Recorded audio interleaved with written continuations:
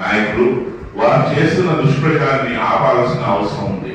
2008కి ముందు, 2008 తర్వాత ఇవాళ 2,000 కోట్ల రూపాయల ఆస్తిని సాధించడంలో ఇక్కడ ఉన్న ప్రతి ఒక్క వ్యక్తి మనం మలేషియాకి కృతజ్ఞతలు తెలియజేసుకోవాల్సిన అవసరం ఉంది. ఇవాళ కోకాపేటలో హాస్టల్ పెట్టాలని కొంతమంది దాన్ని డిమాండ్ లో పెట్టారు.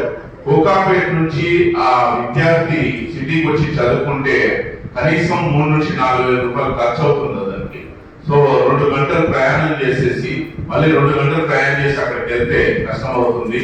ఇవాళ అక్కడ వచ్చే రెంట్స్ కానివ్వండి, మన్సరాబాద్ వచ్చే రెంట్స్ కానివ్వండి, మొత్తం కూడా వైట్ లో వస్తున్నాయి. ఇక్కడ ఎవరు దోచుకోవడం లేదు, ఎవరు ఇంటికి తీసుకెళ్ళడం లేదు.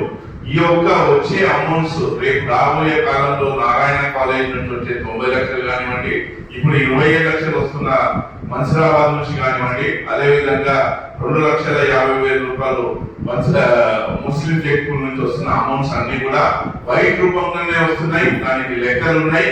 ప్రతి ఒక్క వ్యక్తి కుర్మా అని చెప్పుకునే వ్యక్తి సోషల్ మీడియాలో కుర్మ కులాన్ని దిగజార్చే విధంగా కాకుండా రేపు రాబోయే తరంలో మన పిల్లల్ని ఎంతవరకు తీసుకెళ్తామో అది చూడాలి.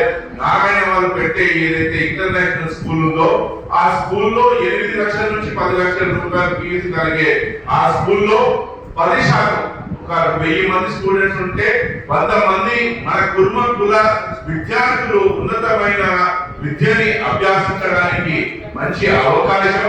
ఈ అవకాశాన్ని మీరు సోషల్ మీడియాలో పెట్టి దయచేసి కులాన్ని వీక్షంగా చూడాల్సిన అవసరం లేదని తెలియజేసుకుంటూ ఈ అవకాశం ఇచ్చినందుకు ధన్యవాదాలు తెలుపుకుంటున్నాను.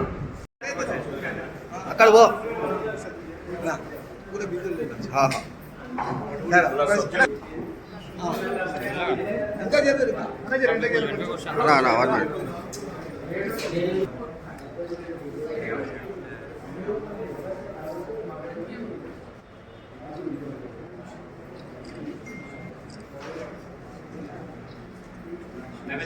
ఒక్క నిమిషం